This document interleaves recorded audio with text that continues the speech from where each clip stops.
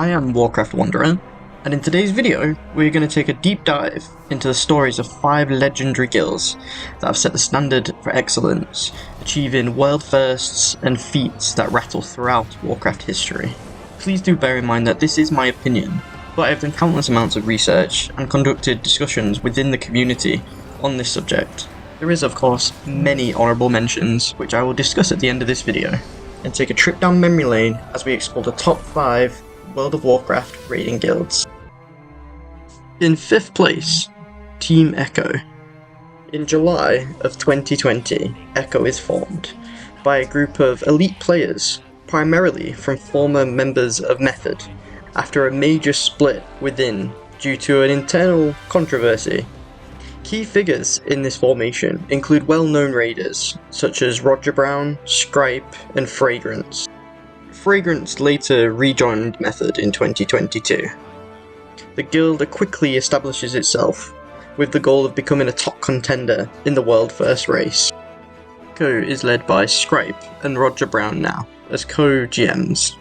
The Echo roster is littered with amazing and wonderfully experienced players. Scripe is regarded as the 21st man of the raid, and some say is the secret weapon that they keep up their sleeves. Roger Brown, who I know from the Method World First races, he was instrumental in Method's achievements throughout the years. You have Just Wait, who is a mastermind behind crafting epic strategies for raids, a genius architect. As some may not know, he actually contributes a lot to the famous Bigwig's boss mods, and the list goes on for amazing WoW players. Echo have achieved 4 World First raid clears and 9 World First boss clears. Echo makes a strong debut into the first raid tier of the Shadowlands expansion. They finish in 2nd place, just behind Complexity Limit, showcasing their potential as the new powerhouse in the raiding scene. In July of 2021, Echo secures their first world title in the Sanctum of Domination raid, defeating Sylvanas Windrunner after a grueling race. This victory marks Echo's rise to the pinnacle of WoW raiding. The dominance didn't stop there. In March 2022, Echo continues their dominance by achieving another world first, back to back, in the Sepulchre of the First One's raid. Their strategic prowess and exceptional teamwork are widely praised. Shadowlands expansion may not be the most notable expansion, but for Echo, this was their rise to power. In the first raid of Dragonflight, Vault of the Incarnates, Echo and Liquid fought valiantly, and it ended up being Echo's strategic prowess that eventually earned them the achievement of the world first. In the second raid tier of Dragonflight, Aberrus, the Shadowed Crucible, Liquid and Echo again had a very hard fought battle, but Liquid showed their determination and their experience to win the world first race. Final raid tier of the Dragonflight expansion, Emirdrassil, the Dream's Hope. Echo and Liquid again fought hard to get that world first, but Echo ended up on top, showing that their domination in WoW's modern era is going to carry on. Echo isn't just a top guild for their achievements in world first and world first races.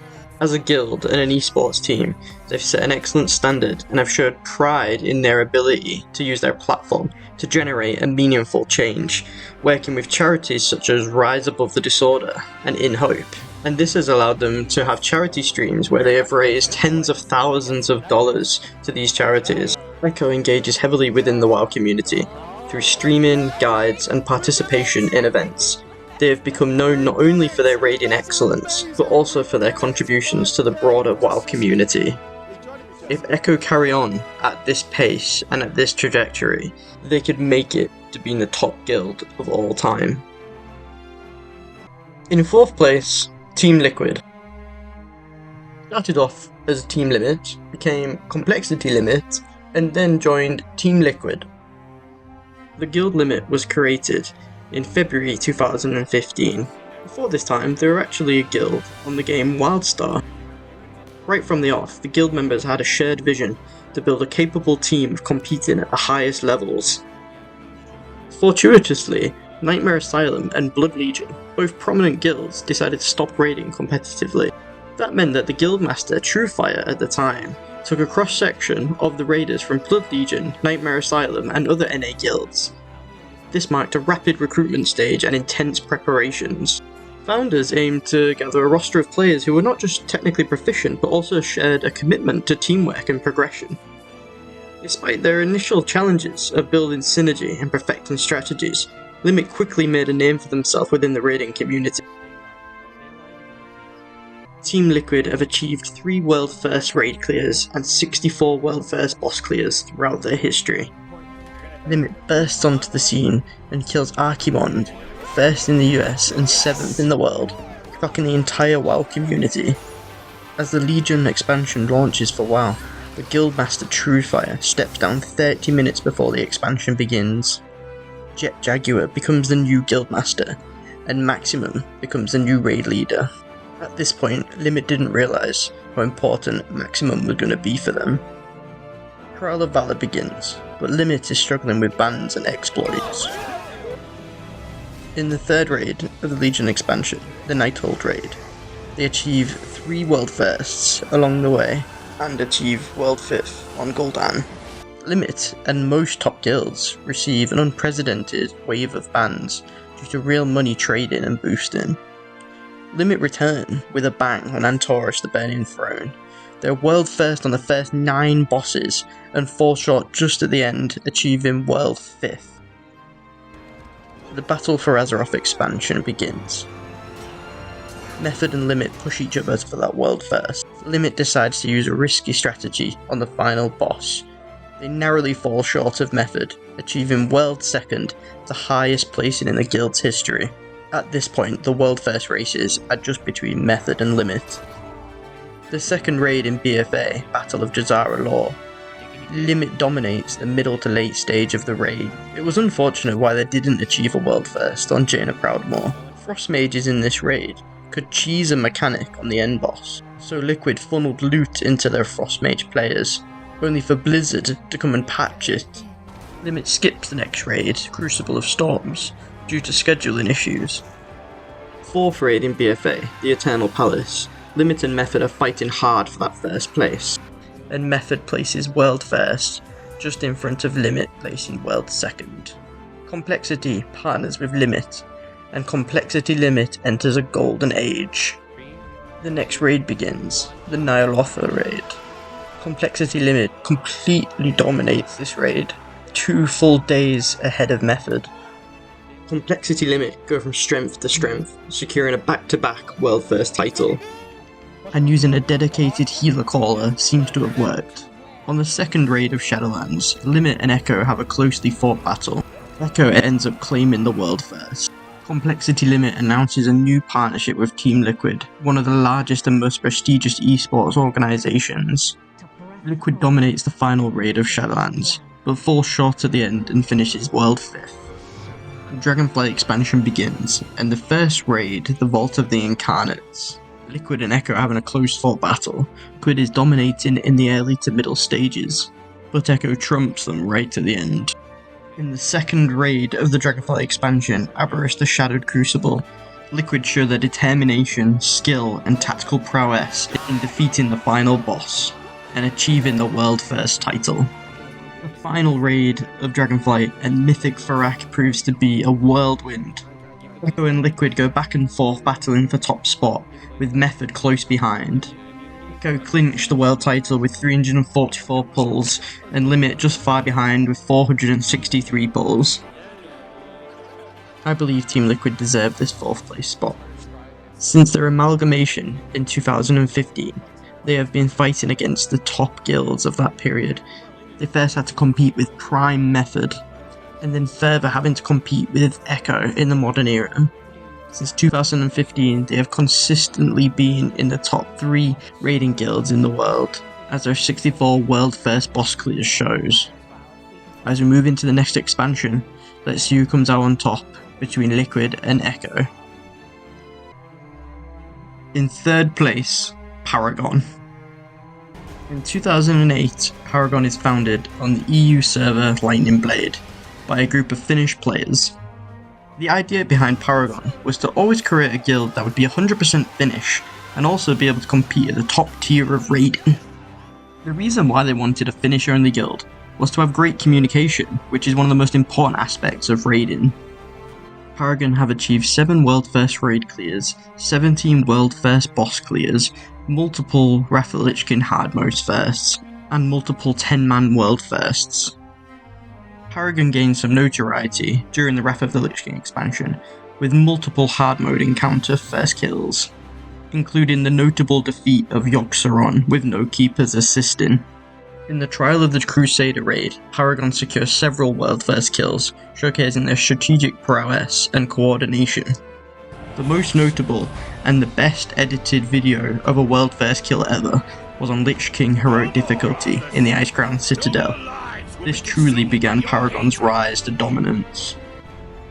With the release of Cataclysm, Paragon continues to dominate the raiding scene. The first raid of the Cataclysm expansion, Blackwind Descent, Paragon achieves the world first kill, with Method now on the scene.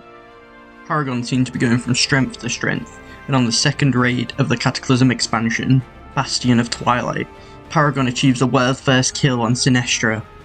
The third raid of the Cataclysm expansion, the Throne of the Four Winds, Paragon dominate again, getting both world first boss kills and the world first title. Moving into the penultimate raid of the Cataclysm expansion, Ragnaros returns, and this boss is considered to be one of the best ever. Paragon shows their utter domination of the Cataclysm expansion by defeating Ragnaros and achieving the world first kill. The final raid of the Cataclysm expansion, Dragon Soul.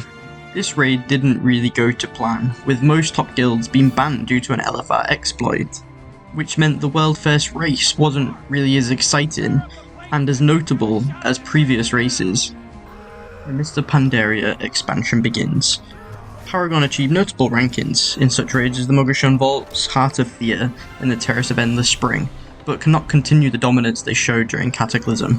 In September 2013, Paragon transitions into a 10-player raiding format over the Siege of Orgrimmar, securing the world first kill of Garrosh Hellscream on heroic difficulty. With the release of the Warlords of Draenor, Paragon comes back to their winning ways, with achieving the world first kill on the first raid, Heimwall.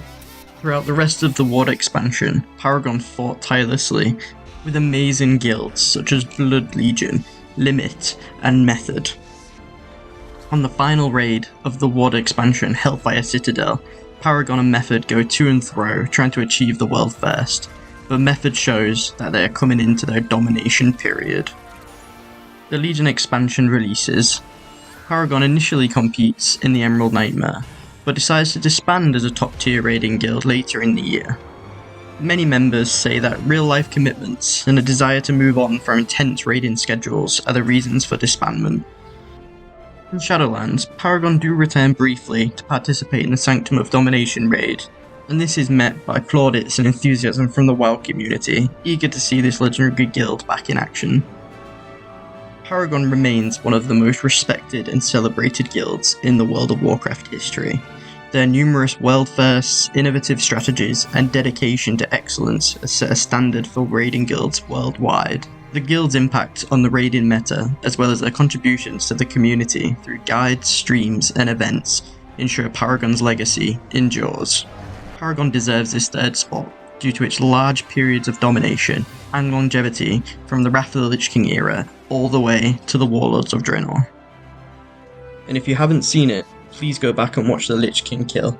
I will link it in the description. In second place, Nihilum/Insidia. In the early days of Warcraft in 2004, Nihilum is founded by Kungan on the EU server Magtheridon. This guild aims to be at the forefront of PvE content in the World of Warcraft. I have included Nihilum and Insidia together on this list because they are both led by Kungan. Nihilum alone, without Insidia, in my opinion, are on par with Paragon. Nihilum was different to a lot of other guilds. It was a lot more intense, and some would say toxic, than other guilds. Vanilla WoW in general back in 2004-2005 had a more tense feel about it, and people took the game very seriously.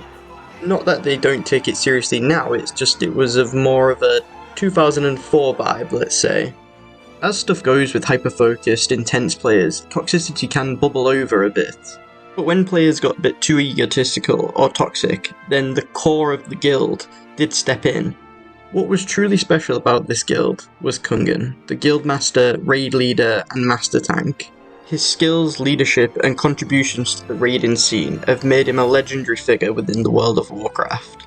He has made such an impact on the game that when Hearthstone released the Wrathgate booster pack, he got a card named after him, Kungan the Thunderer. The merger between Nihilum and SK Gaming to form Insidia in 2008 was driven by several factors that aimed to consolidate talent, resources, and ensured continued domination in the competitive World of Warcraft raiding scene. SK Gaming within its own right is a very large esport team, competing in Counter-Strike and Warcraft 3. SK Gaming compete at the highest level of the raiding scene during Vanilla and the Burning Crusade. But most notably, SK Gaming achieved world first kill of Kil'jaeden in the Sunwell Plateau, a major milestone in their raiding career. Nihilum/Insidia have achieved 11 world first raid clears and 41 world first boss clears. Nihilum achieved server first kills in Molten Core, including Ragnaros, and achieving first kills in Blackwing Lair, defeating Nefarian. In the 4th raid of Vanilla, the Temple of Anchorage, Nihilum showed that with their guild ethos, leadership, and teamwork, they can achieve the world first kill on Cthulhu. Cthulhu is one of the most memorable bosses in World of Warcraft, and survived 113 days from release. Cthulhu is remembered as being an almost impossibly hard boss to kill.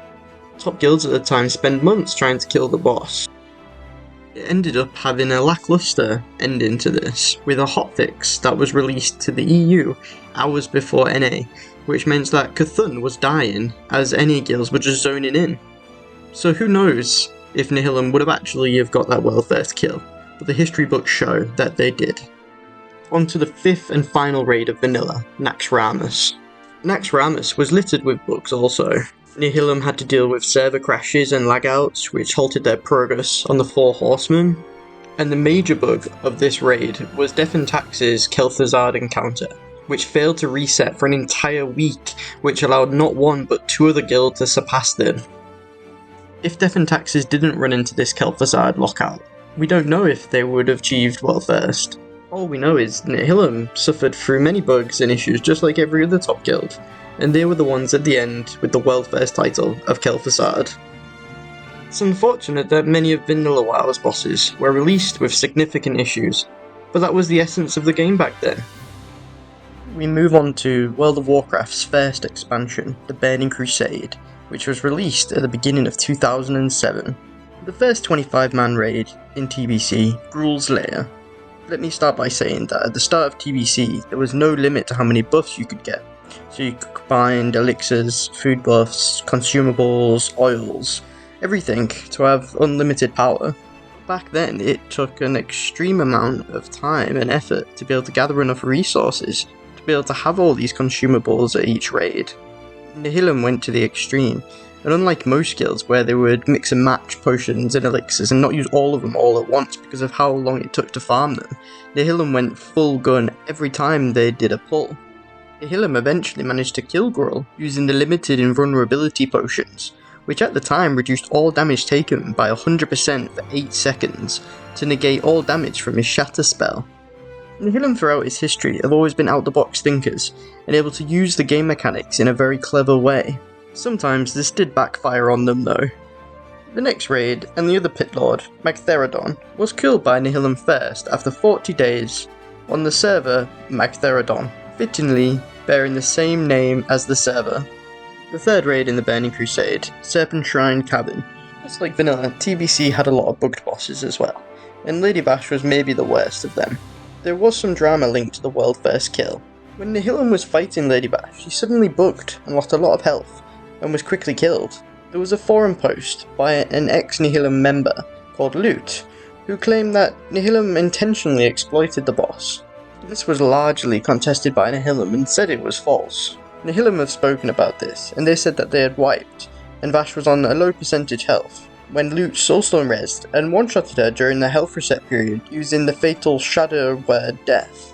There is some screenshots at the time, which I will show, which proves Loot was acting on his own, and this wasn't planned. Or is it a big ruse? I'll let you decide. Nevertheless, Method were quick to jump on this, and what became as the legit world first, causing a lot of drama about which kill was the real first. If this happened to Method, would they refute the world first? We will never know the answer to that. But either way, Nihilum were in a very good place to claim the world first title, with the help of Spaghetti Code or not. As we move on to the next raid, Tempest Keep.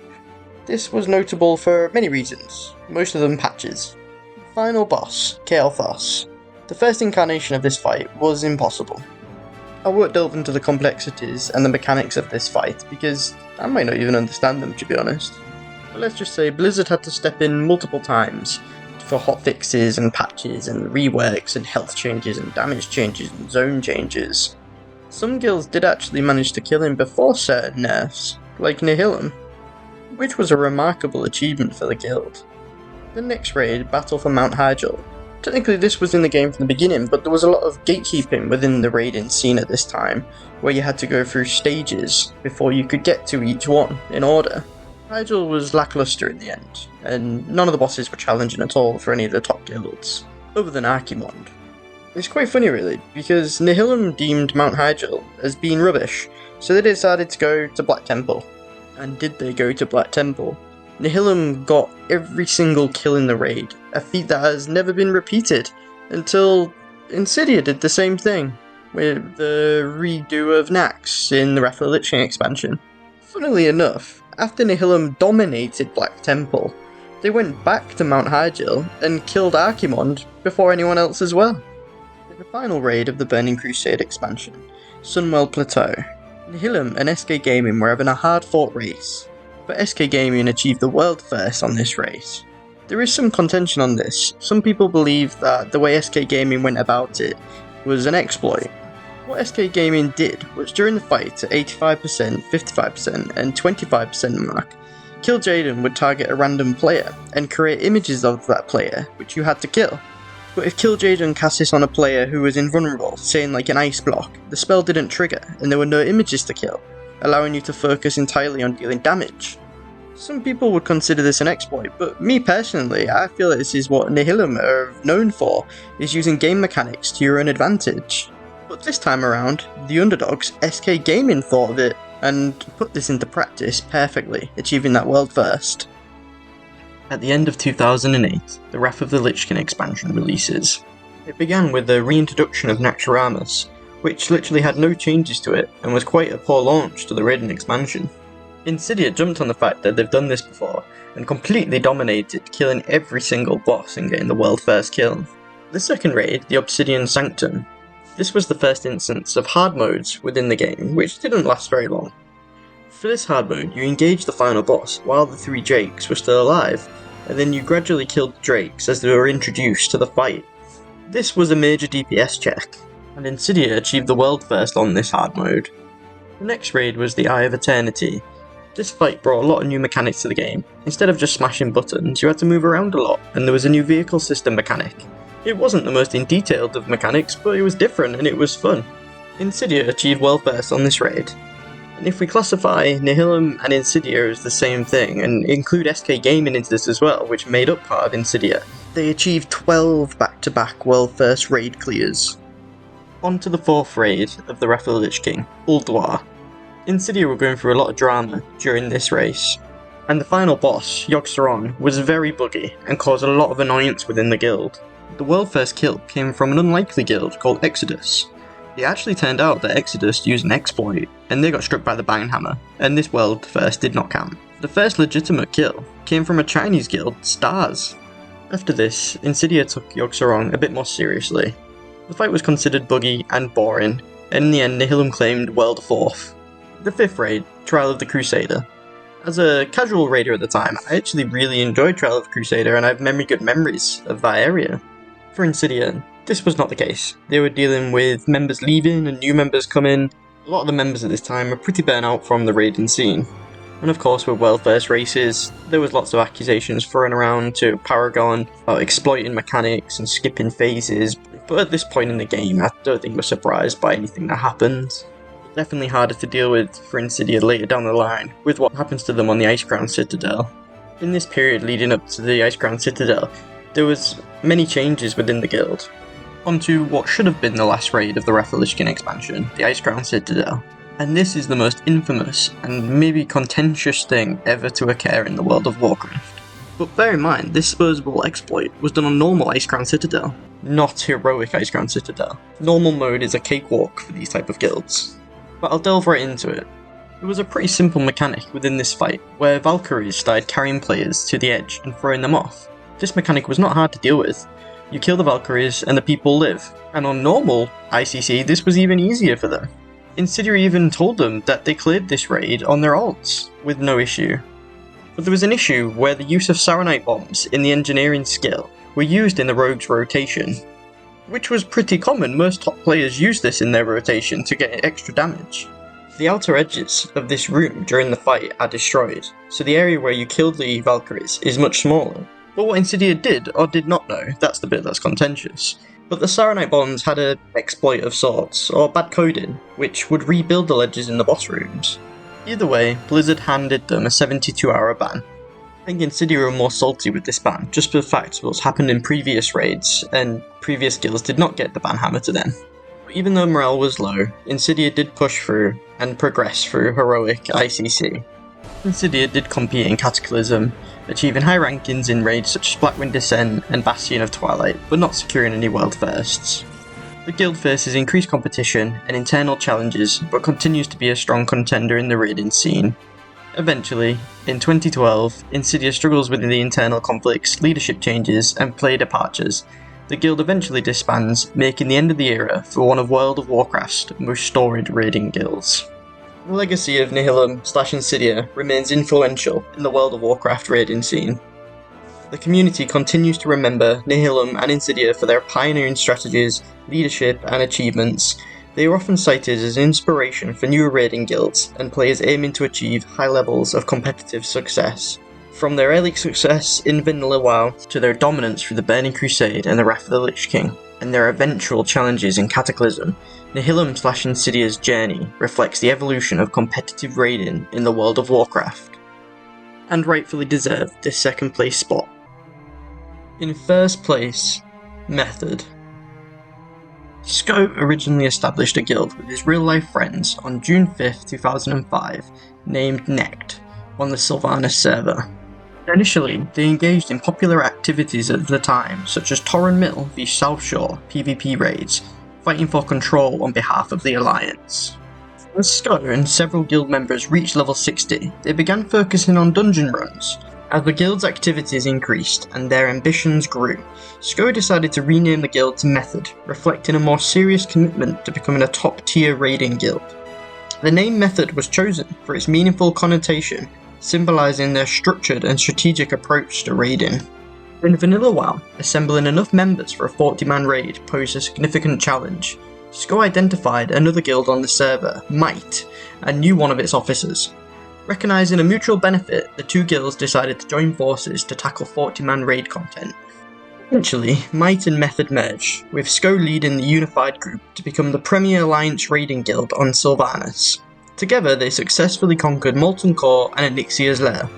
Having established dominance on their server, the guild sets its sights on climbing the European and world rankings, aiming to become a top-tier raiding guild on a larger stage. Method has consistently attracted some of the best players in the world over the years. In 2007, Sko partnered with Sasha Stevens, becoming co-owner of Method. Shortly after, Just Wait joined the guild, and became a crucial player in both Method and the broader raiding scene. He is now a member of Echo. In the middle of 2009, Roger Brown joins Method, and remained with the guild for over a decade, before also transitioning to Echo. Throughout its history, Method has welcomed many notable members, and continues to attract top talent, maintain its position as a top raiding guild. Method has faced controversies that have somewhat overshadowed their achievements. However, credit goes to Sko and his team for addressing the issues by removing those responsible and successfully rebuilding Method into a guild competitive in the world title race in 2024. Method is more than just a raiding team. It has been influential and highly successful esports organisation over the years.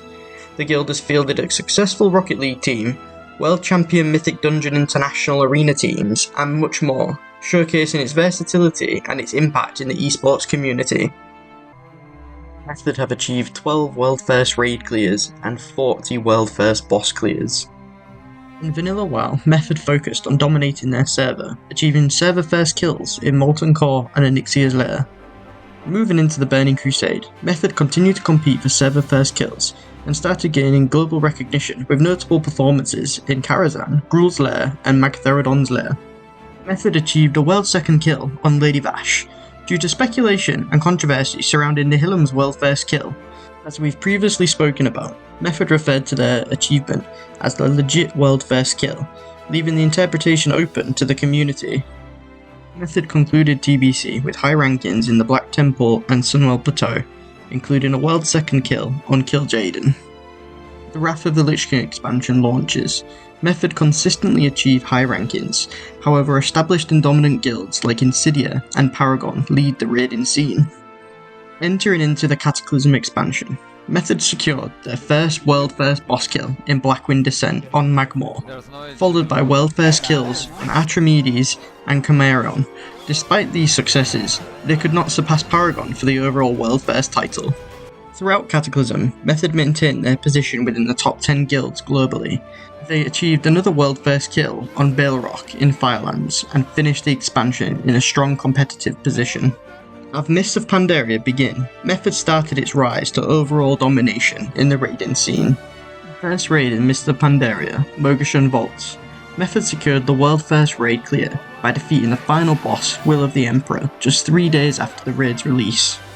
The second raid, Heart of Fear. Method engaged in a fierce competition with Blood Legion for the world first title. Despite their efforts, Blood Legion claimed the world first title. The third raid of the expansion, Terrace of the Endless Spring. Method and Blood Legion again battled for the world first clear. Method triumphed, achieving the world first kill of Shah of Fear 5 days after the raid's release. The penultimate raid of Mop, my second favourite raid of all time, Throne of Thunder. With a lot of people's favourite raid boss ever, Lei Xin. But Raiden is the last boss, and Method achieves this kill and the world first title. The final raid of the Mop expansion, Siege of Orgrimmar. Blood Legion initially led by defeating the first 10 bosses, however Method ultimately demonstrated their dominance by securing the world first kill of Garrosh Hellscreen, solidifying their position at the pinnacle of raiding. Method are riding high from their success in Mop, but Paragon make a surprising return, securing the world first title of the first raid, High Maul. On the second raid of the expansion, Blackrock Foundry, Method returned to their winning ways and achieved the world first kill of Blackhand, one of the guild's favourite ever bosses. Final raid of the expansion, Hellfire Citadel. Method's close competitor, Blood Legion, has retired from competitive raiding. However, a new guild, Limit, emerged on the world stage. But Method demonstrated their prowess by achieving the world first kill in Hellfire Citadel, defeating 6 of the 13 bosses first and concluding Warlords of Draenor as the top raiding guild. The Legion expansion launches. A wonderful expansion and one of my favourite expansions, but raid-wise could prove to be very easy for the top raiding guilds. The first raid of the expansion, the Emerald Nightmare. Method achieved world second on this, finishing behind the European guild Exorsus. The second raid in the expansion, Trial of Valor. Method secures the world first title, defeating Helya within 3 days of the raid's release. The third raid in the expansion, the Nighthold, and the first true test for raiding guilds. Exorsus again achieves the world first, and Methods achieves world third against Gul'dan. If I was making a top 10 list, Exorsus would be in that list. On to the penultimate raid in Legion, the Tomb of Sargeras. This proved to be a very difficult test for the top guilds, but Method pushed hard and showed intelligence and tenacity to achieve the world first title with 654 wipes. It was tough. The final raid in Legion, Antorus, the Burning Throne. Limit is well and truly on the scene, but Method cements itself as the dominant force in WoW, achieving the world first title in 320 wipes. The Battle for Azeroth expansion launches, and this expansion marked a pivotal moment in the world of raiding, with Method at the forefront of transforming raiding into an esports spectacle. There has been events in the past that involved guilds like Insidia, but this era brought a new level focused solely on raiding. The world first races were streamed on Twitch, complete with commentators providing an unprecedented insight into the strategies of the top players. This innovative approach garnered significant attention and engagement from the community. In the first raid of BFA, Uldia, Method faced considerable pressure as the first guild to fully embrace streaming their world-first race attempts. They rose to the challenge, securing a world-first title by defeating Gahun. The second raid in BFA, Battle of Desire Law, and the second world-first raiding event, which was even larger in scale. Method and Limit engaged in fierce competition, but Method ultimately achieved the world-first kill of Jaina Proudmoore. The third raid in BFA, a small raid with only 2 bosses, the Crucible of Storms. This ends up being the longest world-first title race in BFA, and Method falls short to the guild Pieces and achieves world second. The fourth raid of the expansion, the Eternal Palace, and the third live raid event occurs. This event was a 24-hour event partnered with other large guilds for continued coverage. This was a very exciting race, with both top guilds at the time, Limit and Method, streaming their progress. I remember going back and forth between them, seeing who was gaining the upper hand. This has to be one of the closest ends, with Method defeating Queen Azara and getting the world first title 8 hours before Limit. The final raid of the BFA expansion, Nyalotha, and the race to the world first event happened again, bigger than ever, and this time Complexity Limit used an out-of-raid coaching strategy and dominated the raid, and gave the US its first world-first title in 8 years. Method ended up finishing a respectable second to close out BFA. In 2020, Method is facing the most challenging period of its lifespan, with multiple allegations of misconduct against mainly one member of its team, Method Josh. During this period of mistrust and anger, many prominent members of the team leave. I will not go into these allegations, but you can conduct your own research. Many guilds fold and disband during turbulent times, but SCO and the Method team aim to rebuild Method from the core, the raid team, and was on a heavy recruitment phase at the back end of 2020, recruiting a lot from the community and from the guild Reason. Method have had to approach this rebuild in a methodical way, introducing a rigorous screening process, so all new members are at the values and standards Method and everyone should follow. SCO and Method, after everything that has happened, has come through this at the other side, and the deep-rooted diseases have been removed and the core values of SCO and his team have triumphed. I am very excited to see Echo, Limit and Method fighting it out within the war within. Well, after all that, it's a crazy start to the Shadowlands expansion. The first raid of Shadowlands begins, Castle Nathria. Method are finding their feet again, with all the changes to their roster, but they finish in a respectable 7th place worldwide. The second raid of the expansion, Sanctum of Domination, and Method are climbing their way back up the rankings, and finish world 5th. The third raid, Sepulchre of the First Ones. Method don't achieve any world first kills in this raid, but are consistent and achieve world 2nd. This could be the most competitive the high level of raiding has ever been. The Dragonflight expansion launches, and Method are pushing hard, being consistent and aiming to get back to the pinnacle of the raiding scene. They finish 3rd in every raid of Dragonflight, and give themselves a tremendous podium to push off from going into the war within. Method undoubtedly deserves this top spot in my list.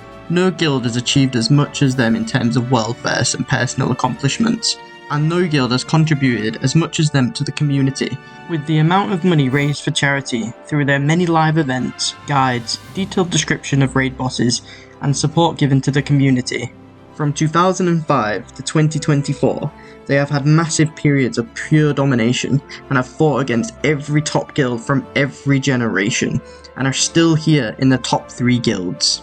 Despite facing controversies and challenges, Method's legacy as a pioneering and influential guild in the World of Warcraft and the whole esports world continues to endure, and we all can't wait to see what happens next. It was exceptionally hard picking number 5, but I really didn't want to leave Echo out. The raiding scene now is a lot more micromanaged, and in my opinion harder, or complicated. Here are a few of the guilds that have really made an impact, to us emotionally and across the WoW scene, but here are some honourable mentions. Death and Taxes, Blood Legion, Fury, Exorsus, Vodka, and SK Gaming. I hope you enjoyed, but please comment down below with your thoughts and memories of WoW. Until I see you again, keep wandering and let the adventure continue.